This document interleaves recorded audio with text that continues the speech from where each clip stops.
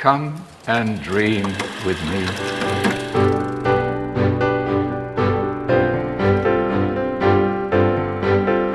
Hello, welcome to What Do You Want to Watch? Explosion Network's premier media podcast. Every week we get together to talk about movies, TV, and online content. Help you answer the question: is this the most Australian stars we've had releasing movies in a long time? In 1 week? I think so. I should have checked before starting this episode. I'm your host, Ash Shelby. Joining me today, Don Blight. It feels significant. Yeah, biggest movie in the world currently. 2 Australian stars. 2 Australian stars, but there's 2 separate movies with Australian leads, coming out at the same time. What's up with them? We'll get into it later. One of them you've watched. Oh yeah, good transition. But yeah, on today's episode, we'll be talking about what's in our watch history, going over the film news, giving you thumbs to the trailers, and give this week's top 3. Kicking things off, Dylan, why don't you tell me about the big box office winner of the week, but potentially a film that's got a bunch of mixed reactions. Emerald Fennell's Wuthering Heights, starring Margot Robbie and Jacob Elordi. Yeah. Wait, first, have you read the book, which I feel like is a sticking point for a lot of people? No, I have not read them. Okay, so going in clean slate, no preconceived ideals of what this is meant to be. No, and I don't believe I've watched a single adaptation of this, of which there is like 30. So, very clean slate. I've somehow dodged them all. Go me. I'm coming into this as aware of Emerald Fennell's past 2 movies, what her style and how she likes to make film, paired with the marketing material, and sort of come into it with that. And it's an interesting proposition is what I would say. So there's a full review on explosionnetwork.com. Go through a movie 5 out of 10. And my review wrap up saying, when you get to the final act of Wuthering Heights, it's obvious that Emerald Fennell has approached the source material with the eye of a horny teenager. And by that, I'm saying it's oddly not very sexy. It's almost like the it's very odd that this movie, in which the story is basically that you have Margot Robbie's character Kathy. The movie starts when she's 13 something probably, and then her father basically adopts this kid Heathcliff, who turns into Jacob Elordi when they move to the adult characters, and they grow very close. It's almost like a brother-sister relationship, but then when we skip ahead to the adults, there's a very obvious longing from Heathcliff for Kathy, but she makes it sort of, when we jump ahead, we see a rich family moving in somewhere down the road, basically. This other family, there's a guy that lives named Edgar there, and she sort of starts straight away joking about how she'll have to marry him for riches. Her father, who's played by Martin Clunes, who's very good in this, and one of 2 actors I think are generally quite good in this, being him and Alison Oliver, who plays Isabella, who's pretty much the live-in with, I can't remember what the exact explanation of the relationship is, but lives with Edgar. And they're very good, the 2 of them, the standouts, I think. But he has this huge longing, and the sexual tension that is attempted to build up through this movie, and it's sort of what you expect. Like, you watch any of the trailers, from that first teaser, we're about to get horny in this motherfucker. Like, that's pretty much what all the marketing is sort of mean. And the film goes, not unsurprisingly, because a lot of it's very similar to sort of sexual innuendo that Fennell did especially with Saltburn, of course, where we have things like, there's a scene early in the movie where Heathcliff to get back at Kathy to get back at Heathcliff for him leaving her stranded on a tree playfully earlier, she leaves a bunch of eggs in his bed. And then when he sits on his bed, they all crack. And he lifts up the cover and we get like a close up of him, like putting his fingers through the egg, like playing with what's there. There's a lot of like close ups of stuff like that. Like she shoots and there's like very like close ups of like someone kneading dough, but like everything is meant to be like very obviously playing into the sexual tension that is in the air that these two characters aren't breaking. A lot of it is done with food and items. I mean, the movie even starts with a crazy thing, which is that it's on Black's title card sort of screen opening, and you hear what sounds like the sound of someone jerking off on their bed about to climax. Is what it sounds like. However, when we then cut to what's actually happening, it's the sound that sounded like someone moaning and the sound that sounded like a bed rocking and creaking was actually a dude getting hung on a noose, and he's rocking backwards and forwards and moaning at the same time. Yeah.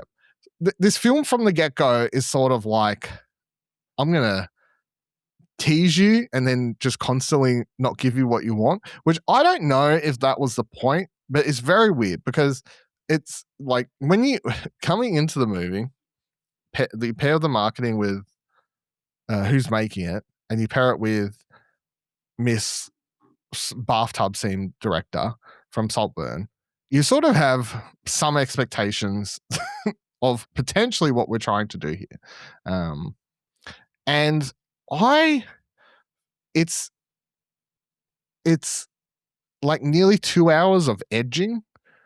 I would like, and when you finally get to any sexy time stuff in this movie, it is very plain and sort of not at all what you would expect, especially like, or not what you would think the movie had been built up to, giving you playing with eggs on bed close up and kneading doughs. And they even have another scene early in the movie where Kathy goes to visit Heathcliff, he sleeps in the barracks, sort of, that's his room. This is when they're adult characters. She creeps in there, and one of the other, or two of the other like housemaids and like the dude that looks after the grounds work and stuff, they go in there and they're getting it on, and they're basically experimenting with like BDSM, because he like puts a horse like thing over her head, and like there's like all these teasers of exploration of sexuality in this, her like discovering her sexuality and all these things paired with Heathcliff and stuff. But when they actually get to it between the two main characters, it's just so not there, and I don't know what the point was. I'm very confused by this movie and like what her idea was with this story. The other thing that really annoys me about it is there is, and I feel like I know how close I get to like spoilers and stuff. I'm trying to be spoiler free, but there is a scene in this movie where when Kathy first heads down to basically spy on Edgar's house, this rich people house that moved down the street, she like begins looking over the fence, and she witnesses Isabella, Alison Oliver's character, explaining for pretty much 3 to 4 minutes, I feel like is how long it took, the plot of Romeo and Juliet to Edgar. Like verbatim, pretty much explaining Romeo and Juliet for like 3 to 4 minutes. And then by the time you get to the end of this movie, it's like almost like Emerald Fennell really just wanted to make Romeo and Juliet, or her version of Romeo and Juliet, but somehow we've ended up on Wuthering Heights, and she has to do the quotation marks thing, and I'm not really sure what the point of it was. There's a lot of oddities in this. I think the movie also at like 2 hours 15 or whatever it is, it seems long. It definitely dragged towards the end. I didn't really feel anything by the end of it, and I think that the most exciting scenes in the movie are when they're basically music videos, because the other thing about this is that Charlie XCX did a full soundtrack album for this. Pretty much, apparently got sent the script and based all of her songs off the script. It's a great album. It's the best thing to come out of this movie is me getting a new Charlie album. But she, like, some of the songs are used as basically these music video sequences throughout the movie, including one when Kathy first gets with Edgar about like halfway through the movie, and it's like cutting between all these moments showing her like living the richer lifestyle and stuff like that. And it also has a bunch of stuff in there that you never see again, and a bunch of like playfulness that is just not seen within the rest of the movie. It's like whenever, and then we cut back to the actual seriousness in the movie, and it's very just constantly dark and moody. And I don't know. This didn't work for me. I'm not really too sure who the audience is, because if you come into this wanting what its marketing was, which was you're about to get some smut, basically, is what the marketing was. We're about to get some 1500s, 1600s, whenever this is set. We're about to get some smut between Margot Robbie and Jacob Elordi. I think if that's what you're coming into it for, I don't know how you can leave feeling like you got what you wanted, because it's not here. It's there is, it feels like an odd complaint to have, but there's no nudity. There is like barely what I would call any passionate sex at all. Like that's why I think it almost feels like it was directed by a teenager, like a teenager's idea of what sex is, rather than like an adult. And then the chemistry between the two characters is fine, but it's not like, I don't think Margot Robbie and Jacob Elordi have good enough chemistry to sell this apparent deep love and connection that they're supposed to have within the story that is the crux of the whole point of the movie. Like, it's not like they have bad chemistry, but it's barely there, and not at all enough to make the story work for me. So I'm not too sure who the movie's for, but it has some really good costumes, really good music. At times the cinematography is good, but I also feel like the lighting's odd, but I don't know. The reviews are all over the place from what I can see. So yeah, it's definitely a love it or hate it kind of film from the things I've seen. With one of the major critiques being it, if you're hoping to get a faithful adaptation of the book, this is not it. So, which seems to be upsetting a lot of people. It's odd though, because it's which like is wild, because there's 30 other adaptations apparently. Yeah, it's like neither are faithful. It's like, I'm not going to do a faithful adaptation, but I'm also not going to give you the full unfaithful version and go as far as I teased I would go. So I'm like, what was the point? Maybe it's all about the tease, you know. I don't think that's no. You know, You gotta lick that bath water somewhere eventually. You know? Yeah. Is there anything that compares to? No, that's the point. That's the point. Like, there's nothing at okay. all that compares. And I'm like, it's tame. Like, all right. Let's talk about one of the other big releases of the week. Also starring an Australian. Oh, right. I forgot about that. Yeah. Crime 101, starring Chris Hemsworth, also starring Mark Ruffalo, Barry Keoghan, Halle Berry, and surprisingly, Academy Award nominee Monica Barrera, who doesn't appear in any of the marketing. Chris Hemsworth plays a jewel thief who's been working in LA around the Route 101, which apparently is a big road or highway, I guess, in the US, in LA. He is like a very diligent, meticulous thief who hits jewelry transfers in progress, and without committing any sort of violence or anything, he kind of gets away clean. Very meticulous. Mark Ruffalo plays the cop who is kind of trying to track him down, is kind of putting the pattern of all these different unsolved cases together to being this one person. Halle Berry plays a insurance woman who happens to be working for the firm who's insuring a lot of these jewel, well, at least one of the diamond jewelry stores, I guess, that have been transferring these diamonds that are getting stolen. But in the first robbery that we see Chris Hemsworth, well, I guess his character Mike commit in the film, he gets shot at. Miraculously survives because the kid is a terrible shot. And from No, there, the gun backfires is what that's Is why it? they'll go. Yeah, the gun backfires. Yeah. Okay. But anyway, he's kind of shaken from that, and like, doesn't want to do another job that is like was reasonably risky. He's with his handler Nick middleman, I guess, Nick Nolte. Yeah, so he is, we assume kind of wanting to give up his life to an extent.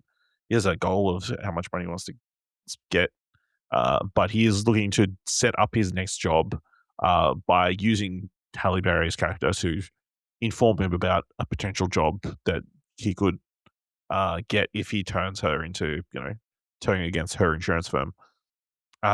Because he doesn't take that job, Nick Nolte gets Barry Keoghan to perform this job, this Santa Barbara job, which he is not tackling these jobs in the same way Chris Hemsworth's character is, to say the least.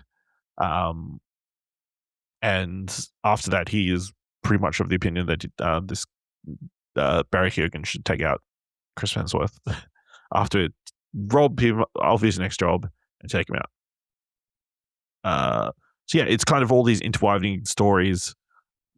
Oh, and then you've got the crazy romance between Chris Hemsworth, who is playing like a very un-Chris Hemsworth role in like this like kind of subdued, introverted character who's obviously got some sort of backstory of trauma because he doesn't want to look anybody in the eye or anything. But his car gets run into by Monica Barbaro, and he is asking her out for a date the next day. Kids. That's it. Jeff Kids. Yeah, good car seat. Anyway, yeah. Hey, you hit my car. Do you want to go on a date? I'm gonna try braking in traffic and see how it works out for me. Yeah, that's how they met their mother. I thoroughly enjoyed it. I think it's very riveting. Obviously, we've enjoyed the director Bart Layton's previous film, American Animals, which came out 2018. 2018, yeah. So it's been several years since he's made a film. But yeah, I think it is really interestingly shot with a lot of like long takes, and it gets you interested straight away because the opening shot is an inverted shot of LA, like slowly panning in on the city, and then like the camera slowly turning to like it turns out some sort of yoga instructions about to start your day or whatever. But yeah, there are a lot of interesting choices and shots he makes. I think I really enjoyed how the story kind of played out, and like how the walls are kind of closing in on Chris Hemsworth the entire film. It's very interesting to see him tackle this kind of role, which is mostly when we've seen him in some sort of charismatic or outlandish kind of larger than life character. This is very more subdued, which is a bit different. Yeah, I thought everyone in the cast really great. Barry Keoghan has incredible chaotic energy in this film, including when he's yelling at a baby and shut up, you're gonna be okay, shut up. And well, yeah, this is probably just my brain, but as I was watching this, I'm like, damn, I hope he one day actually gets to be the Joker, like outside of like a weird cameo, because like his confrontation with Chris Hemsworth is fucking great. I don't want to kiss. Yeah, so I thoroughly enjoyed the film. Dylan, what do you think? Yeah, I really enjoyed it as well. I like there's a lot of asterisks on stuff, but I mean from the get go when the movie begins, it's like as you said with the camera work and the I love LA-ness of this film. It's the most like I love Michael Mann movie that I think I've watched in quite a long time. And until Heat 2 supposedly comes out, I guess it's the most Michael Mann-esque crime movie I'm going to be getting for a little while because no one really makes movies like this anymore. So that was always the most interesting thing from the get go of the trailer. It was like, oh, no one really does movies like this anymore. But I think I think from a director's point of view, very cinematic. The action's all great. The car chases, all that sort of stuff. A lot of stuff you just talked about. I think there's a real sense of like the cinematic language he's able to show here with the meta characters and stuff. I think most of my problems just come from the script and maybe it being a little bit too overstuffed. Like the fact that you have Jennifer Jason Leigh in this for one scene is just like a standout point to me of like what are what are we doing here? Like Is that a casting issue or is it a script issue? They could be both, right? But I'm like, why are you casting Jennifer Jason Leigh as Mark Ruffalo's wife for one scene unless we're doing more of it? But then also the Monica Barraro stuff. I don't think their relationship was. No, it's definitely the weakest element of the. Yeah, there's elements that work in this movie and there's elements that don't. Because it is so stuffed to the brim. I mean, even when you start getting in the Halle Berry stuff and you start introducing a potential romance as between or teasing a romance between her and Mark Ruffalo at some points character. I'm like, now we're really like we're just playing with a lot of heads and stuff in there.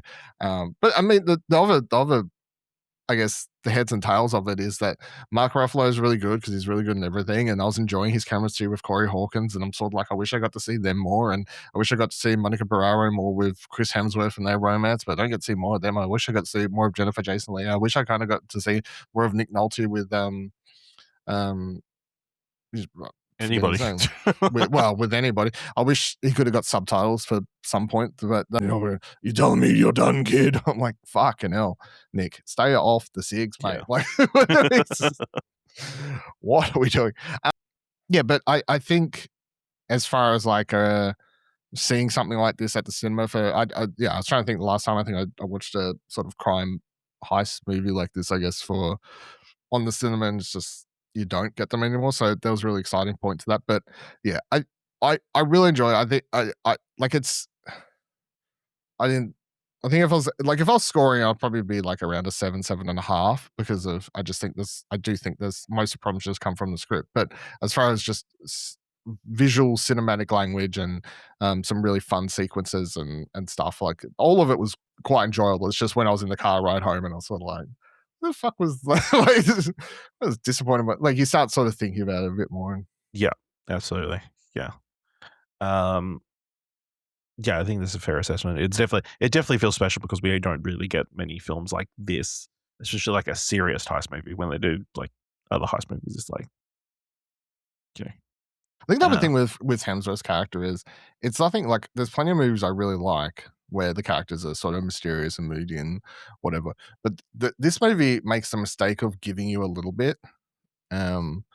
And like they show you the scene with the sex worker at the start. They start showing all these little things about like teasing stuff about his character, which is going to make you as an audience member go, all right, let's learn more. Let's go dive deeper. But we never ever really go there. We're all Monica Barraro.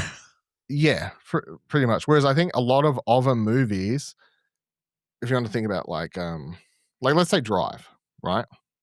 The main character in that is like a mysterious, cool stunt driver dude, right? There's probably a past to him, but the movie never really wants to go there. And because the movie never wants to go there, you don't really think too much about it. They don't really. You think they gave you too much to think about by? I think by giving a little bit, it once you open the door, it's sort of you've added something to the whiteboard of thoughts, and then you start. You know what I mean? Like I kind of like filled in the blanks. I feel like oh yeah, I understand.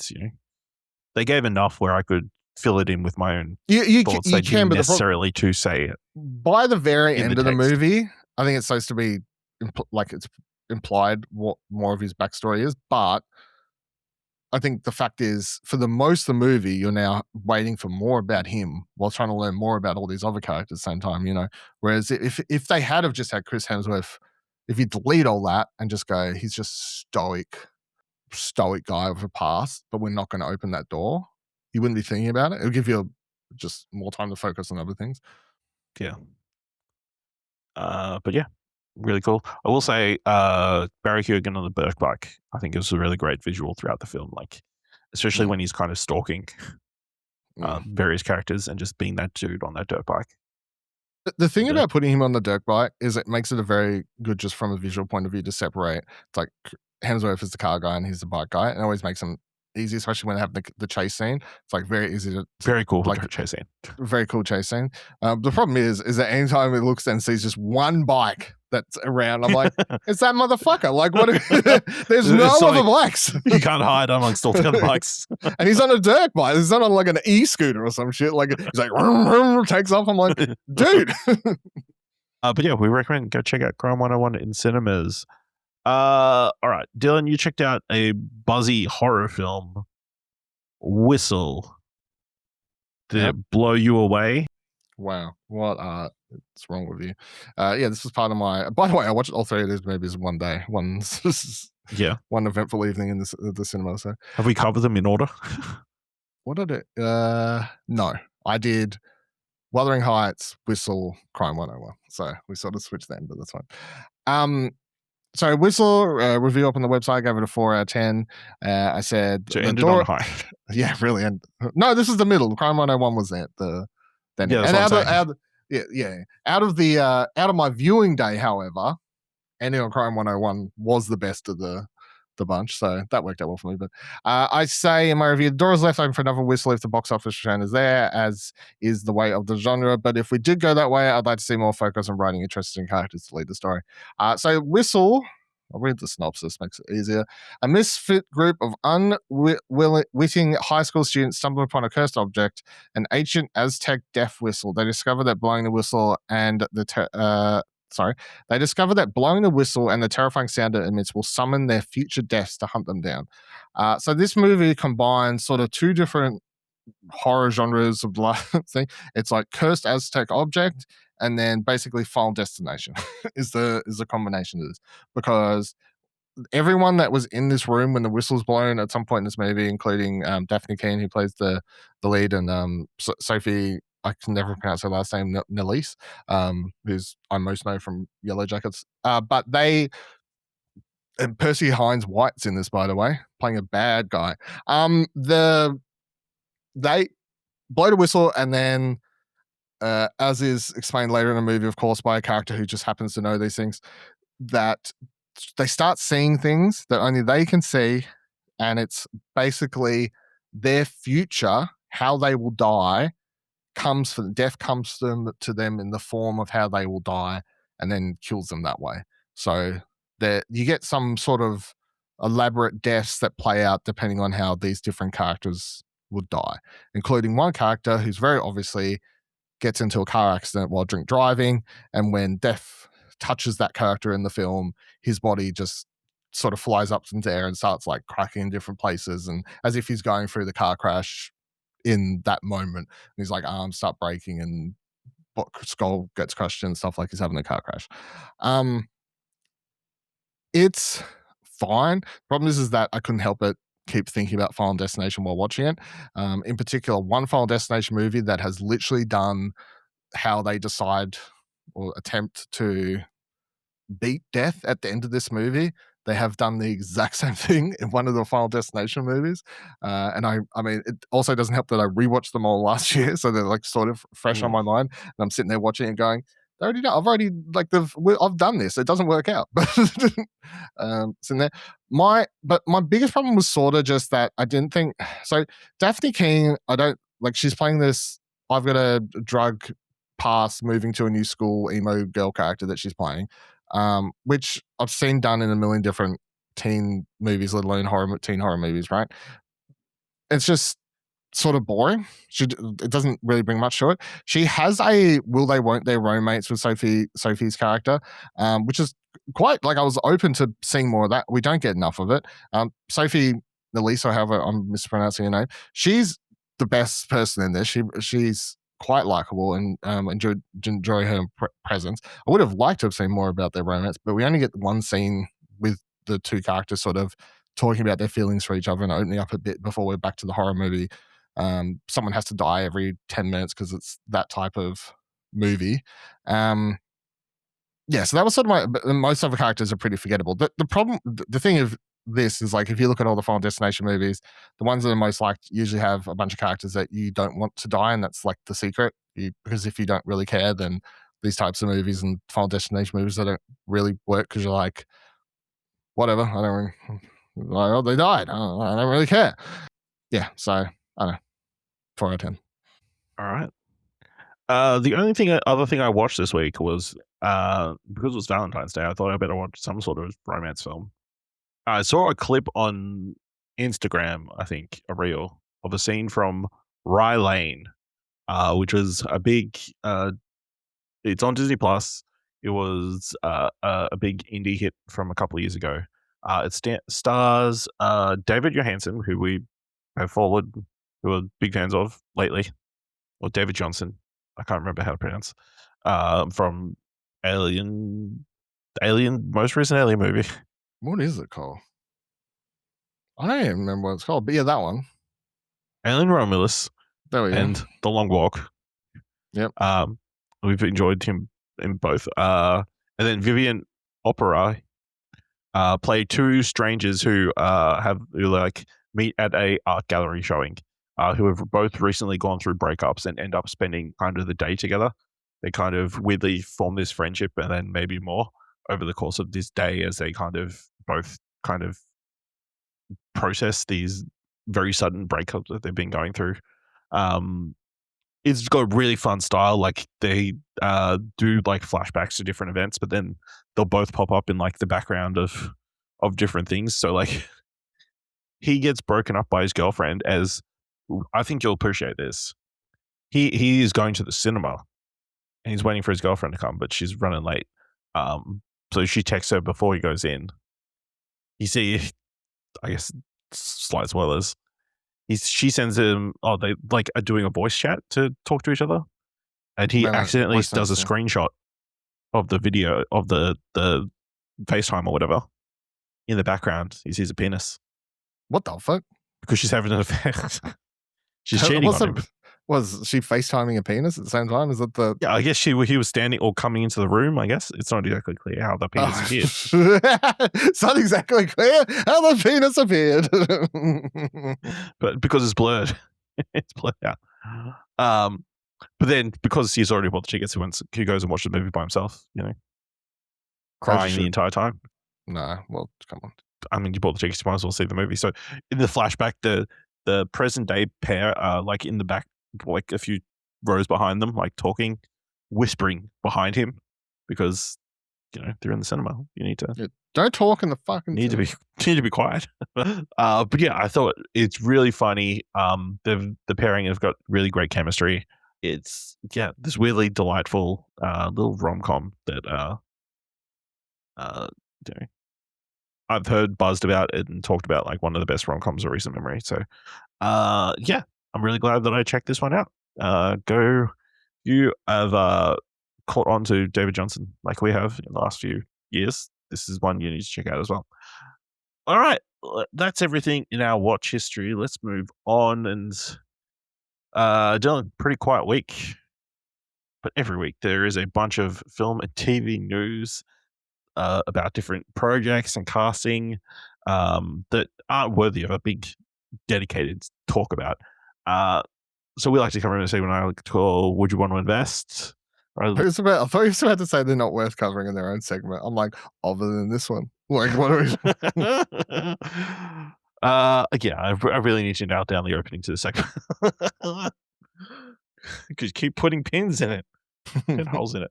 But yes, I tell Dylan information about different projects and he says whether he would fully invest, partially invest, or not invest, and then history will be the judge. If he's right or wrong, are you ready for the first one for this year? Always ready. Right. Ready for deadline, but I did see about this one first from ExplosionNetwork.com. There we go. Warner Brothers is reuniting frequent collaborators Mike Flanagan and Stephen King on a new adaptation of The Mist, based on King's acclaimed 1980s novella. Flanagan will direct and write the screenplay. He'll produce through Red Room alongside Tyler Thompson and Spyglasses, Gary Barber, and Chris Stone. In the Mist, a small town in Maine is consumed by a thick, mysterious fog, from which creatures emerge to attack the townsfolk. A group of survivors hole up in a local grocery store. As often happens with King's fiction, anarchy and societal reorderings bring out the best in some and the absolute worst in others, sparking mob mentality and empowering unhinged extremists who become as dangerous as the horrors outside. I would fully invest because it ticks all the boxes for me, obviously. Mike Flanagan doing a Stephen King thing. Yes, I will take that sauce, please. The original Mist, the Frank Darabont one, quite enjoy. I know I don't think it's reviewed particularly well, but when that came out, me and some friends definitely all in high school quite enjoyed that movie. Would watch it quite a bit, just because of the twist at the end. We all a guy grabbed our attention, I guess, and we just thought that stood out as a film because of the twist and how sort of dark and shocking it was. There was a TV show miniseries thing that only it wasn't actually a miniseries, it was just canceled. Yeah, so I watched that. Wasn't very good, but yeah. So obviously keen for this. Mike Flanagan has a stellar record with everything King, so I have no reason not to be excited. Okay. Would you be on board if anybody but Mike Flanagan was remaking The Mist or doing an adaptation of The Mist? I mean, I'm sure there would be other people I would say yes to. I don't want to say I don't know, like, unless you want to start naming every other random director, but like I don't want to say that I would be like, no, it has to be only Flanagan, but Flanagan sort of yeah. I know. I just feel like the Darabont version is like really great, and like because of the twist. You've watched it? I've watched this. I went to see it with a bunch of friends in high school because I believe it was like 2005, right? The movie came out. I remember it distinctly. One, because of the twist. Two, Marcia Gay Harden is a total bitch in that movie, and one of the worst people you've ever seen. And then after the movie, we were driving home late at night, and there was fog everywhere. Good stuff. So nervous. So that's why it's one that definitely sticks in my memory. So, but I believe the twist at the end was new. It was not in the original book. No, it wasn't. Yeah, so I don't know what direction we'll go. I don't think. The thing with The Mist is the story is meant to mostly it's not really about the monsters. The whole point is it's meant to be about the what happens to the people that turns out people are the monsters. Yeah, it turns out people are the monsters, and the interactions between them within the shopping mall thing, whatever, the shop they all hold up into while the Mist with the monsters is taken over. So I think Flanagan has a really good opportunity to update that. I know, put a Trump supporter in there with some I don't know, like this. They can modernize the supermarket, I guess. Like it's all checkout kiosks. Yeah. There's no registers. Yeah. I don't know if that was a big deal. Yeah, that'll be interesting. Next up, if this loads, all right. Danny Ramirez, the actor known for his roles in Top Gun Maverick and the MCU, has locked cast and begun production on Batten, the soccer drama marking his feature directorial debut, in which he also stars. Written by Ramirez, who played college soccer before launching his acting career. The film's cast includes Maya Rafiko, Diego Calva, Camila Mendez, Esther Esposito, Becky G, Noah Beck, and Lewis Pullman. Batten follows a soccer player relentlessly pursuing his dream of playing professionally who threatens his relationship with his sister after he's kicked off the team and exiled back to Miami.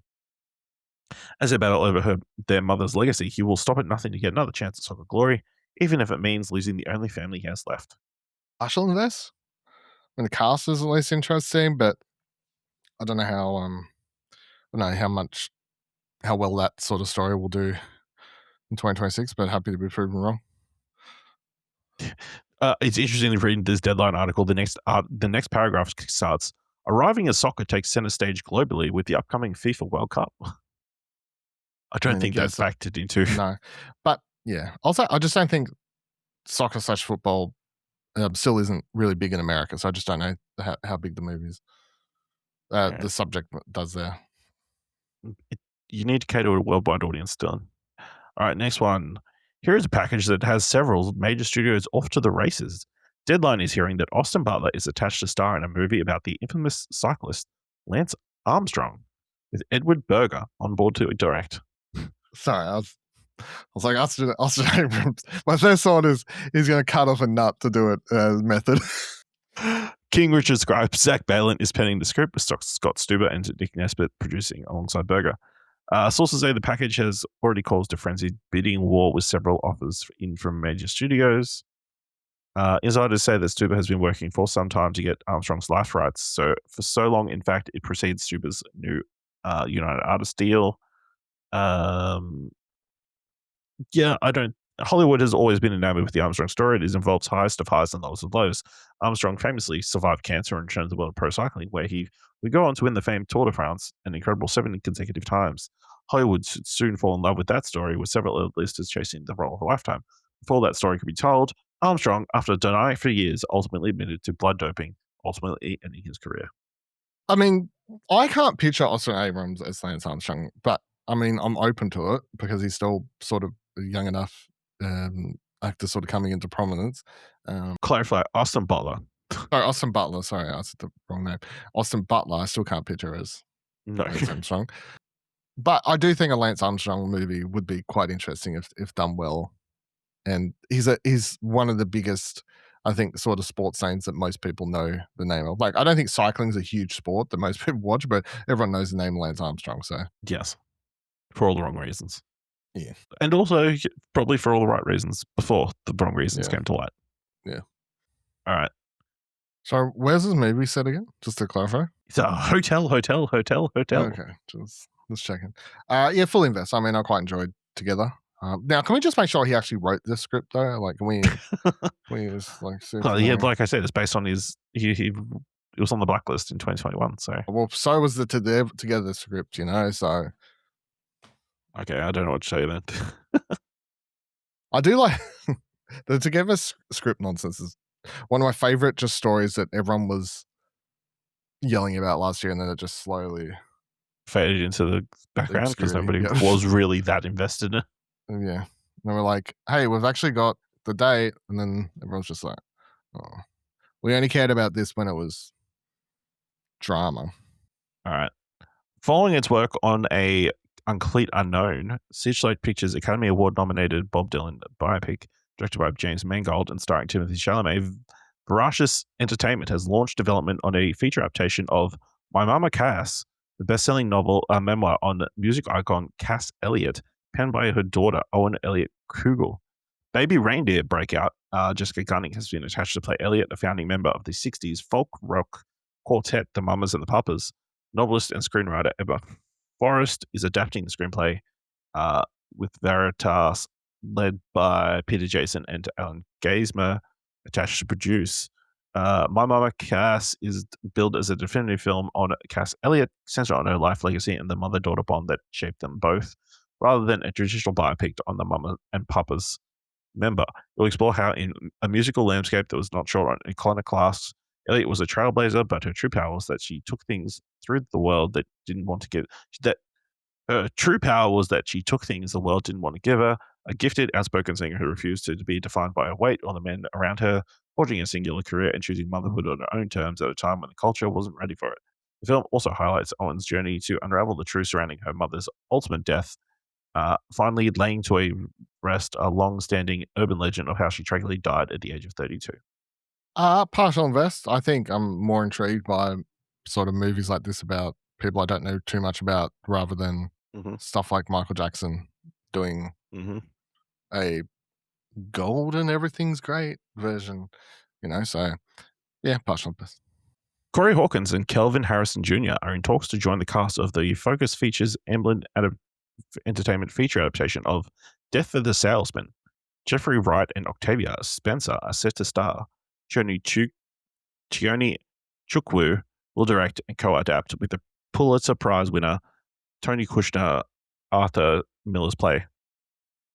The 1949 Pulitzer Prize winning 2-act play first premiered on Broadway in February 1949 and ran for 742 performances.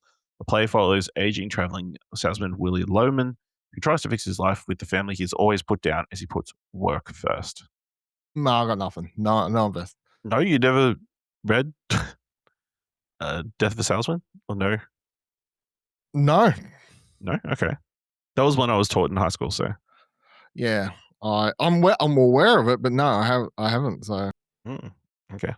So I got no attachments to this, so no invest. No. Interesting.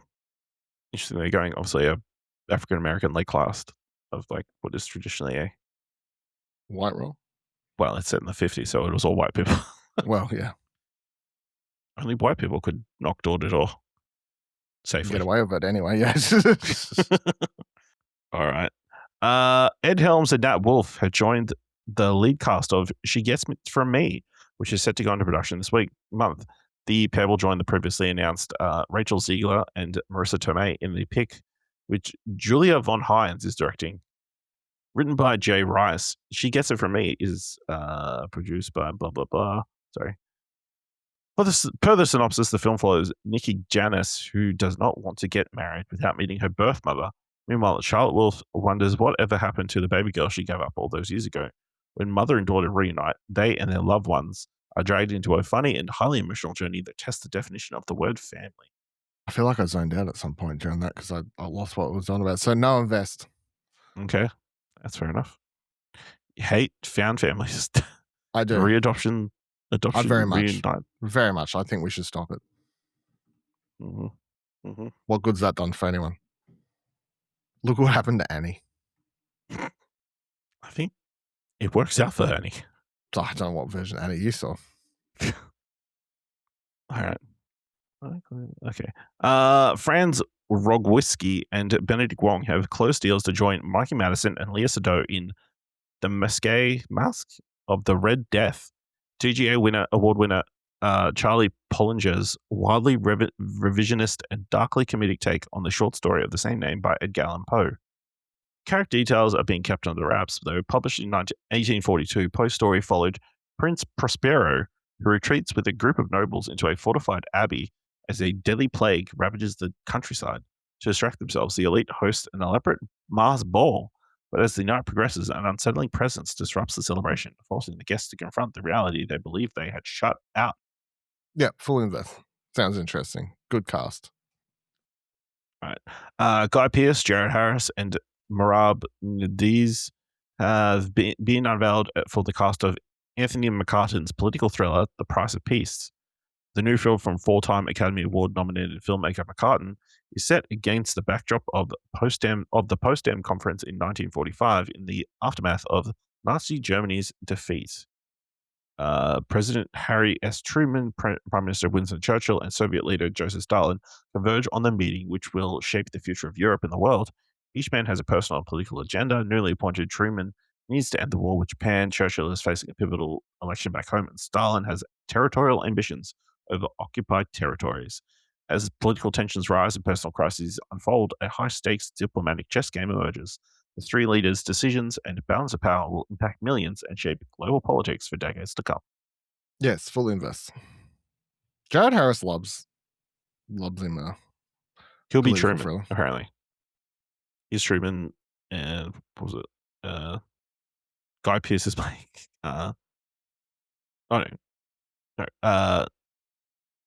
Pearce will be Truman, Harris will be Winston Churchill, and the other one will be Stalin. I can see it. See it. The latest spy series from Apple International, Safe Houses, looks to have landed some top-tier talent, as Jennifer Connelly and Ana de Armas are in negotiations to star in the series from Homeland scribe Gideon Raff. The 8-episode series is based on the Dan Vesperman novel, an international espionage thriller set in the aftermath of the killing of a high-ranking CIA officer in Madrid. The show is centered on Sofia Jimenez, a fugitive agent accused of the crime, Ambassador Elizabeth Winthrop, his widow, as they each investigate the murder from opposite sides, unraveling a vast conspiracy that could upend the balance of global power. I'm down for Ana de Armas, Jennifer Connelly doing some spy shenanigans. That sounds good. Yes, full invest. Okay. Rhys Darby has been cast in the CBS and Warner Brothers pilot Regency from writer and executive producer Taz Hernandez. The project is in contention for the 2026-27 broadcast season.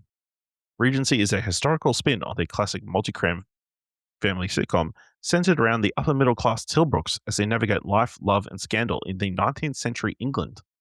In the inner lead role, Darby will play Arthur Tilbrook, head of the family home, Harford Park. Arthur is heir to a vast cheese empire, refers to think of himself as a guy's guy, He will go to great lengths to prove his masculinity, though his privileged upbringing reveals itself every time. The funny thing is, I can picture Darby doing the role and everything, and I can picture already like sort of hear lines. But the funniest thing to me is that they just like it's just the joke that's like 19th century English and something like that, and the guy just always with his Kiwi accent. Like there's never any attempt to like Cover it, yeah. Full invest. Only if he does that though. Yeah. He can't do a British accent. Yeah, I've never heard him try to do an accent in my life, and I think there's reason for that. All right, last one for this week. Big budget action comedy. Jason Statham Stole My Bike has been dropped into the European film market in Berlin and become a big ticket new project on sale for commercial oriented buyers. Statham will star in the movie for Deadpool 2 and Bullet Train director David Leitch, reuniting them after Universal's box office film Fast and Furious Presents Hobbs and Shaw. Filming is being lined up for May 2026. Plot details are being kept under wraps, but we're told it'll see Statham in the role of a lifetime playing global action superstar Jason Statham. I'm so confused. What's to be confused? Fully invest. What? Yeah, okay. Fully invest. Sure. It's going to steal a bike. Yep. Sorry, that's the part that confuses me. Why? Why would Jason Statham steal a bike? That's the part I'm caught up on. Well, that's what the movie's about. Like, to find out. It's going to explain why he stole a bike. Yeah. Yeah. All right. We need to wait and see how history judges Dylan's choices this week, but let's talk about some movies that are a little bit closer in thumbs for trailers. Of course, you can find all the trailers we're about to talk about in the show notes below. Kicking things off, we've got Scarpetta, created by Liz Sarnoff, starring Nicole Kidman, Jamie Lee Curtis, Ariana DeBois, Bobby Cannavale, Simon Baker, Rosie McEwen, and Jake Cannavale. With skilled hands and an unnerving eye, Dr. Kay Scarpetta tries to unmask a serial killer and prove that her career-making case from 28 years earlier isn't also her undoing. Dylan, what do you think of the trailer for this new Prime Video series? Yeah, I'll go double thumbs up. I was intrigued by both I won't say stereotypical, but there is an element of the my first crimes coming back. Like there's like a yeah, I feel like I've seen this before, even if I can't think of an actual example. But I also enjoyed just the Jamie Lee Curtis doing her favorite thing at the moment, which is just playing the motherly figure, which she's doing quite well. The jaded she just does. That's all she does now, but I enjoy it every time. So, but then you add in like some other elements, like Bobby Cannavale as the co-starring thing. It's good to see him getting more front or like main roles. And then right at the end, they're like, and Ariana DeBois. And I'm like, oh, that's exciting. I don't know why that was apparently she's part of the main cast, but they're like, don't see her in the whole trailer. And then right then they're just like, and I'm like, okay, cool. Yeah. At least she got Billy, unlike Monica Barbaro. Yeah. Yeah, I'll give it 2 thumbs up. It looks rather interesting. Obviously, a little bit different to a lot of these murder mystery cases we've gotten, or series we've gotten recently. I mean, a forensic scientist, I guess that's fresh. Not like a detective. Not a detective, I guess. Like, it looks like we're going to get flashbacks and that kind of stuff. It's interesting that Bobby Cannavale's son will be playing the younger version of Bobby Cannavale. So it's good casting. I mean, they're going to look alike at the very least. But yeah, I mean, the continued development of Nicole Kidman on TV just keeps working. Scarpetta is coming to Prime Video on the 11th of March. Next trailer is for Forbidden Fruits, directed by Meredith Allaway, starring Lily Reinhart, Lola Tong, Victoria Pedretti, Alexandra Shipp, Emma Chamberlain, and Gabrielle Union. Free Eden employee Apple secretly runs a witchy femme cult in the basement of a mall store after hours. When a new hire challenges her performative sisterhood, the women are forced to face their own poisons or succumb to a bloody fate. Dylan, what did you think of this trailer for this witchy film? Double thumbs up. This is very much my shit, and I'm very keen. Okay. Yeah, 2 thumbs up. I think it looks very interesting. Obviously, they're really building up the Diablo Cody connection. Because I think they're trying to get the Jennifer's body rub, like, because it's giving similar vibes, team drama and all that kind of stuff. I think, weirdly, apparently all the characters, well, they've all got like food names. Yeah, apple, pumpkin, cherry. No, I think Other ones. one is pickle and one is fig. Yeah, which is, and then the ones I couldn't. Yep. But yeah, I think really interesting. Obviously, I guess the idea is they all work at like some upscale, initially some upscale trendy clothes store, and then clothes store, yeah, in a mall. And then it turns out they're all in a witchy cult, Yep. But they're also all turning on each. They're all secretly keeping stuff behind each other's back, which is super interesting. I think it was just the moment where they get to the part in the trailer where she like comes down the stairs and she's like, whatever she's wearing, I can't remember the brand name, but she's like, I'm wearing so and so. Nope, that's right, or whatever. I'm like, yeah, this is a vibe. This is hitting this knows its audience. Yeah. And they cast like a bunch of it's like you feel like Lily Reinhart sort of thing, but then you get a bunch of it girls, including like Emma Chamberlain and stuff. So yeah. Yeah. Very good. Works for me. Forbidden Fruits releasing in the US on the 20th of March, releasing here in Australia on the 27th of March. Next trailer is for Vladimir. Created by Julia May Jonas, starring Rachel Weisz, Leo Woodall, John Slattery, Ellen Robertson, and Jessica Henwick. A woman's life spirals as she develops an obsession with her alluring co-worker. Her determination to make her fantasies real leads to dark, humorous, and complicated situations. Dylan, what do you think of this? The trailer for this new Netflix series. Seems like a lighter version of Baby Girl. was my initial thing. I know this Leo Woodall just is going to get typecast very soon.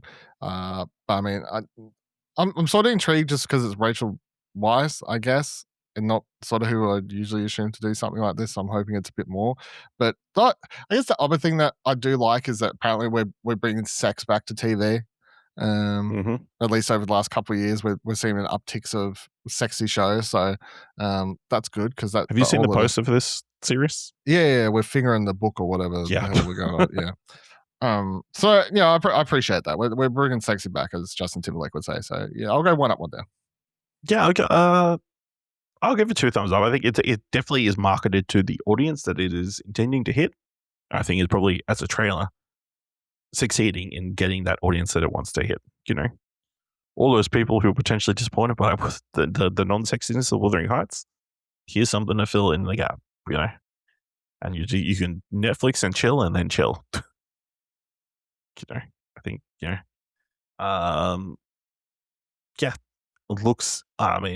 looks intriguing at the very least, and I enjoy the classic breaking of the fourth wall stuff that it seems like they're doing as well. So Rachel Weisz seems to be talking to camera a lot. So yeah, she does seem to talk. Yeah. Vladimir coming to Netflix on the 5th of March.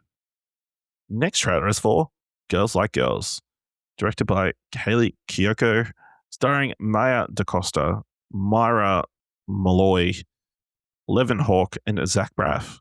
Coley, 17, from a rural Oregon, navigates intimacy after her mother's passing. Meeting Sonia sparks new feelings, but self-doubt hinders their connection. Sonia, unfamiliar with dating girls, is uncertain. They learn to embrace emotions. So, Dylan, what did you think of this trailer that is based on a book that is also based on a song, both written by the director? Girls like cars and money. That's what I thought. I didn't realize girls like girls like girls. I thought girls like cars and money. At least what I got. This is the new generation of what girls like. Oh, not everything is good, Charlotte. My bad. I'm gonna go 1 up, 1 down. I like it. It looks okay. I think there's an element of me that's sort of like a show. Well, I think there's an element of me that's wishes that the queer love stories didn't do and so just did queer love like we should get more queer love stories that are just like normal straight love stories and not always about, I guess, overcoming. There's always a fucking overcoming the barrier, the fear of being. Isn't gay. That all the love stories we watch? They've got to overcome something. It's just, well, you will if that's all the movies you can watch about queer romance. Is the whole but worry. Just love stories in general. Oh no, usually isn't that all love stories? Overcoming the hump is usually. Will they? Won't they? Yeah, will they? Won't they? And we're asking, will they? Won't they? Not What? Just No, an there's a extra line. There's a different- line in the trailer where she goes, "We can't. What will people think?" Or something like that. Yeah. Yeah. That's not. That's No one classic in a, Romeo and Juliet. No one in. Fuck off. Also, the trailer I think showed too much. Is my other. So that's why I'm going 1 up, 1 down. I'll go 1 up, 1 down. I'll give it 2 thumbs up. I enjoyed the vibe. I enjoyed the chemistry that was on screen, like the classic, coming of age, first relationship kind of thing. The vibes, I think, obviously the more queer stories, the better, I guess. I'm not going to ask for less queer stories like Dylan over here. Hey, I didn't ask for less. I'm just being critical of them at the same time, which is not. They don't need to go hand in hand. Right? Why are all these queer stories the same? Yeah. Why are we telling the same story? Just because it's so common amongst queer people to experience the same thing. Just over here asking for better queer representation, but that's fine. It's all good. The imaginary world, we're all queer people that are accepted. It's like crazy. I just fuck off. You get to continue the game podcast. But yeah, I think it looks pretty good. It is interesting that it. So it's based on the song, which obviously is playing during the trailer. The director adapted it to a novel, like used the core premise of the song and wrote a novel, and now she is directing that novel. Now she's directing the film based on. She's directing the film directed on a novel. That's and because it's very odd for just grab on the one thing that you've had success with and ride it into the wind. Well, it's becoming a more prominent trend of like people who write novels like going on to direct them because they have to write the novel for them to even want to make the movie in the first place. Because of Vladimir, the last one is created by the showrunner is the writer of the novel that it's based on as well. So I guess you can't blame someone else for fucking it up if you're. Yeah, that's true. It's like this fucking ruined my book. Yeah. All right. Girls Like Girls is coming to US cinemas on the 19th of June. Currently no Australian release date. Final trailer for this week: Spider Noir, developed for TV by Oren Uzel, Stephen Lightfoot, Phil Lord, Christopher Miller, and Amy Pascal. Starring Nicolas Cage, Lamar Morris, Lee John Lee, Karen Rodriguez, Abraham Popula, Jake Hunston, and Brendan Gleeson. Ben Riley, an aging down on his luck private investigator, grapples with his past life as the only superhero in 1930s New York City, the Spider. As an exceptional case comes his way, Riley must become the Spider once more. Dylan, what do you think of the teaser, I guess, for Spider Noir? Yeah, I'm keen. Double thumbs up. I think this has a lot of interesting things going for it. Let alone the Spider-Man, the Spidey Noir character. But the adaptation here seems to be quite good. They're going for obviously we've got the black and white. We've got the 45-degree camera angles, very noir-esque stuff. The monologuing, the VR, like we're going there. I'm down for it. I sort of would be interested in this solely as a Nicolas Cage is doing a private PI noir thing, let alone the Spider-Man aspect of it, but that's the stand-up thing. And also the fact that this isn't the first and potentially only thing that, based on his career so far, that this is the first TV show Nicolas Cage has ever done. I like how he's held off until he was offered this, and he said, that's the one. That's the one. Based on the voice character that I voiced already. Yeah. Okay. 2 thumbs up. I think this show landed on a list of most anticipated shows of 2026. You go check out best of 2025 content where it's sitting. But yeah, it looks very intriguing. I think Nicolas Cage looks really good. I've seen the quote going around that Cage approached his performance as 70% Humphrey Bogart and 30% Bugs Bunny. What more? How else do you want me to sell you on this series? The real question already. The real question, Dylan, you're gonna watch it in black and white, or are you gonna watch it in the True Vision color? Is that an option? I didn't say this. Is that a real thing? You didn't see at the end of the teaser. It's like in authentic black and white or True Vision color. I hate that. So there's a separate version of this trailer that is in color. Right. No, I must have turned it off as soon as I thought the trailer was ending. That's dumb. I don't like that. Just commit. Just be like, my show's in black and white. Like, why are we? Why are you we got to cater to these that's terrible people bad. who won't watch black and white stuff. I but don't also, like that. they've already shot in color, so you might as well. No, just. Are you going to get upset at artistic vision? Are you upset at Mad Max Fury Road for not being black and white originally? No, I'm just like, but like, what did you? You're Don't like, put them out at the same time. At least you need to choose a lane. don't put them out at the same time. At least do what they did, and or even Logan. You know, like just put out whatever you think is the creative vision, and then put out the fucking alternate color one 6 months later. And you double the views anyway, right? You need to. What are you watching then? You have to watch you watch the black and white, and then they mention all these colors, and then you have to go watch the color version to watch it again. That's ridiculous. What are you watching in? Probably black and white. Yeah, okay. At least for the first episode, and then I think you'll get a vibe of whether, which to go with. I'll say that the other interesting thing. I feel like it's like there'll be its level of intrigue as to what it looks like in the other one, so people will end up watching it twice. I just feel tonally and everything, especially the shooting angles and everything like that. I'm like, just whatever. People can watch it, have that one. On Nicolas Cage, before I forget, because now that we're talking about him, it made me think. There's been all these rumors going around the last few weeks that he's potentially going to be in the new True Detective. Which is, I think it's been rumored for a little while. I saw some like new stuff added to the fire, but very interesting. I would be down for that, but also that would be his second TV show, I guess, at that point. But also, I feel like putting Nick Cage in True Detective and letting him have as much as a leash as Jodie Foster got. No, Matthew the McConaughey. first season. Yeah, Matthew McConaughey got, where he can just monologue about absolute nonsensical nonsense and go full cageisms. That's a dangerous world we're living in. Yep. All right. Spider Noir is the thing we're talking about. It's coming to Prime Video on the 25th of May. Or 27th of May, sorry. All right. Let's move on to this week's top three. Definitely in the top three. And this week's top three is not inspired by something relevant to this week. Something I thought up over the Christmas break. Because there were our young acting champion, Timothée Chalamet, turned 30 over the Christmas break, which makes him ineligible for our list of top three actors under 30. You know, they usually do this list as 30 and under, right? But you've gone under 30. Yeah. Just clarifying. You know when they do those lists of like the top the top 50, 30 and best under? 30 under 30. I thought they include 30. No? No, I don't think so. So yes, this week's is the 2026 edition of top three actors under 30. So I've gone back and listened.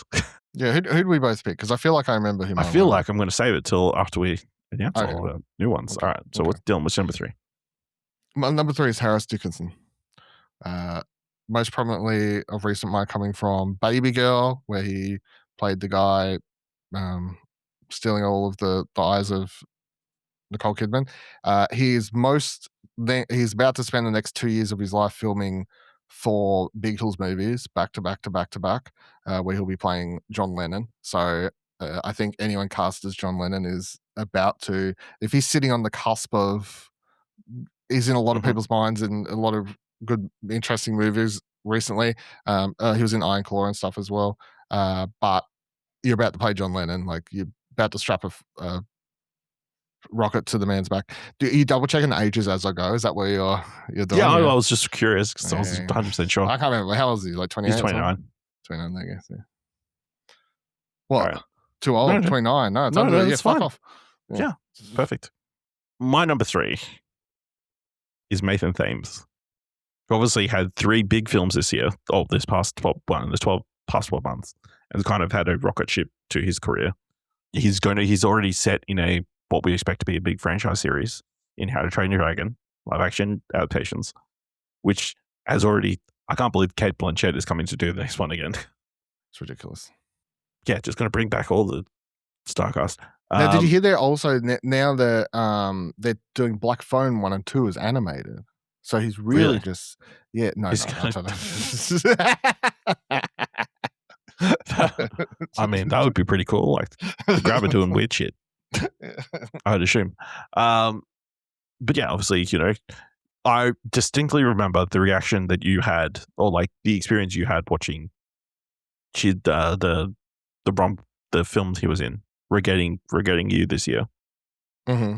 and you telling me about the girls going crazy for him. Yeah, girls. The young girls were full swoon for him. Mm. There was he barely lifted up his shirt at one point, and I'm pretty sure one of them passed out.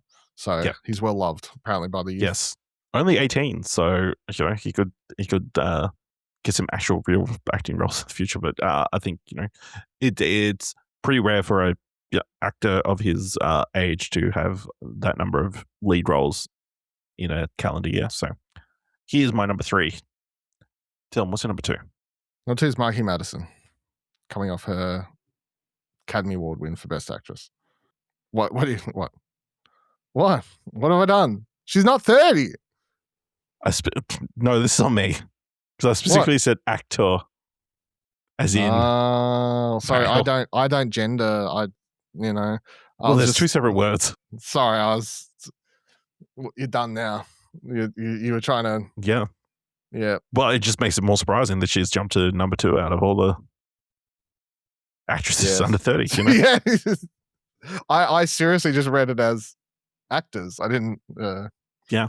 Okay. You should have specified male actors or something. I should have, because. Okay. Yeah. All right.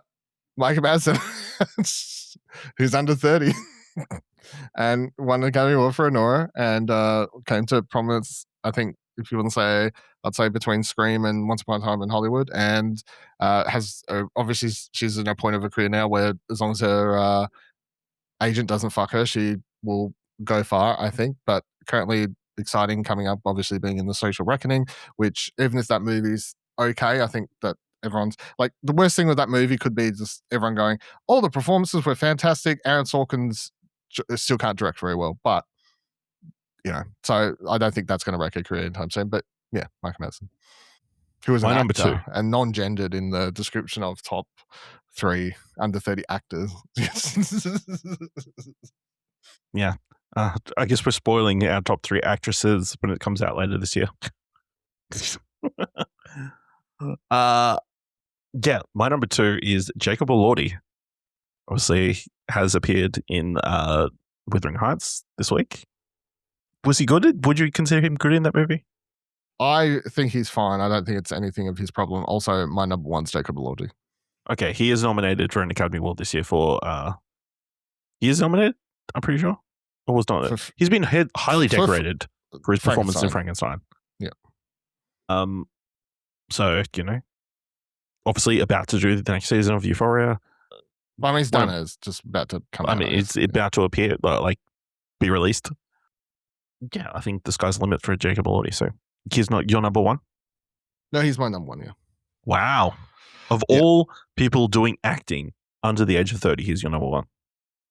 Yeah, well, it's definitely like a recency bias thing, but I think between Frankenstein and then Wuthering Heights, and then having Euphoria about to come up, he just was the first name I thought of was Jacob Elordi. Maybe some biasm because he's also Australian, so I get to pick an Aussie for the top of this list. But I mean, he's had a really good career from all the, like, he started, like, obviously he was well beloved in all those Kissing Booth movies, which I never watched, but I know they were a hit. Obviously I enjoyed him in Euphoria, but also didn't enjoy him because he's big character. Yeah, he's an absolute terrible person in that show. But yeah, over the last few years, picking some different roles and stuff like that. Obviously, he did that Elvis movie that wasn't about. It was just called Priscilla, wasn't it? Yeah. Yep. Yeah. So he's been picking some really good and interesting stuff over the last few years, and I think if you look at between Frankenstein and Wuthering Heights, I think I wouldn't be surprised if he's like one of the more prominent names on a lot of people's minds at the moment. So okay. My number 1 is Cooper Hoffman, who I thoroughly enjoyed in The Long Walk. Both really loved in Licorice Pizza. He was really great in my opinion, Saturday Night, the Saturday Night Live adaptation. And he is also set to have a big year with a bunch of movies coming out, including the Sundance film that got a lot of buzz, I Want Your Sex, I think it was. So yeah, I think he is fantastic. He's definitely got a unique look. He is very charismatic, and yeah, obviously, the comparisons to his dad are naturally there, but I I think he is definitely forging a prominent career of his own. So he is my number one. So interestingly, so we did top 3 actresses and actors in that one episode. Top 3. Okay, because in my mind, I was like, we did as one list. So I never even thought to separate No. male and female. So your Because I was top like, 3 it was one actors. list, wasn't it? Yeah. Your top 3 actors were number 1, Timothy Chalamet, as was Yeah. mine. Number 2, Oh, Paul man. Mescal, Yeah. both who have turned 30. And Yeah. Jacob Elordi was your number 3. Wow, that's good. He's literally just knocked off from 3rd, moved up to the top. I Yeah. didn't even plan that. Mine were good. Timothy Chalamet, number 1, Cooper Hoffman, number 2, and then Cody McPhee, I had at number 3. He hasn't done anything recently, so he's dropped down the list.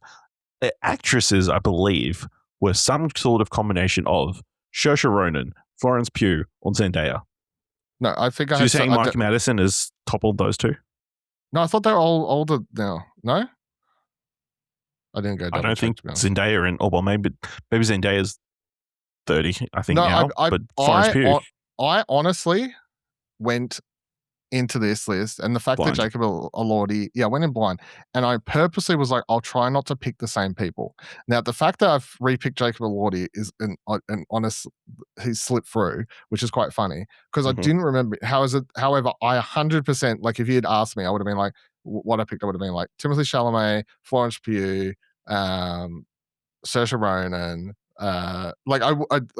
Zendaya. I remembered all my girls and Timmy, basically, is what I would have remembered. So I knew not to pick any of them. So Yeah, okay. yeah, I was trying to give shout outs in different. So you're saying that it's not your real top 3? Yeah. You're pandering to new talent. Yeah. Okay. Yeah. Except that you forgot Jacob. All right. Dylan, this week, what do you want to watch? Pillion.